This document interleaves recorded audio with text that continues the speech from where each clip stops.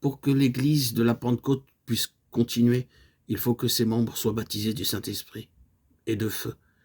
Il faut que chaque cœur éprouve la présence permanente du Seigneur glorifié, que chaque langue, que chaque vie témoigne de l'œuvre merveilleuse que Dieu a faite en élevant Jésus à la gloire de son trône.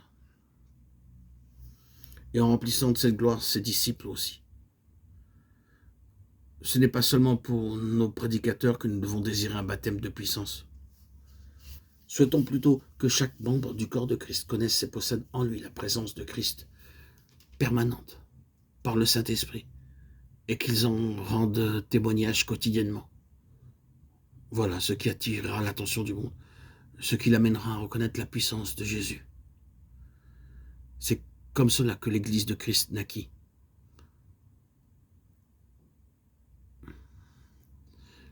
C'est au milieu de l'intérêt et de la curiosité suscitée par ce joyeux groupe de croyants à la Pentecôte que Pierre se leva pour parler. L'histoire de la Pentecôte nous dit ce que doit être le ministère. Elle nous donne le secret de sa force. Une église remplie du Saint-Esprit est une puissance de Dieu qui réveille les indifférents et qui attire tous les cœurs sérieux et sincères. C'est au milieu d'auditeurs réveillés par le témoignage des croyants que la prédication devient puissante.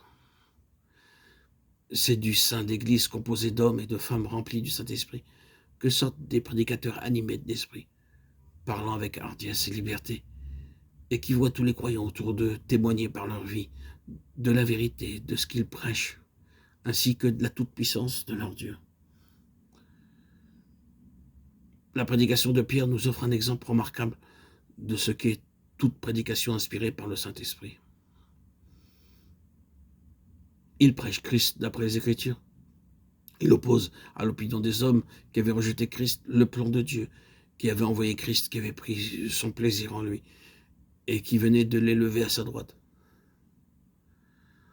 Toute prédication dictée par l'Esprit ressemblera à celle de Pierre. L'Esprit est l'Esprit de Christ, l'Esprit de sa vie individuelle qui vient prendre possession de notre individualité et rendre témoignage à notre esprit de ce que Christ nous a acquis. L'Esprit nous a envoyé tout exprès pour continuer l'œuvre que Christ avait commencée sur la terre, pour mener les pécheurs à recevoir sa rédemption et sa vie. Et nous pourrions en être autrement. Toujours l'Esprit rend témoignage de Christ. C'est déjà ce qu'il avait fait dans les Écritures. À présent, il continue à le faire dans le cœur du croyant. Le témoignage du croyant sera donc toujours conforme aux Écritures. L'Esprit en Christ, l'Esprit dans les Écritures, l'Esprit dans l'Église, tant que ces trois cordons s'uniront pour former une même corde. Nul ne pourra la rompre.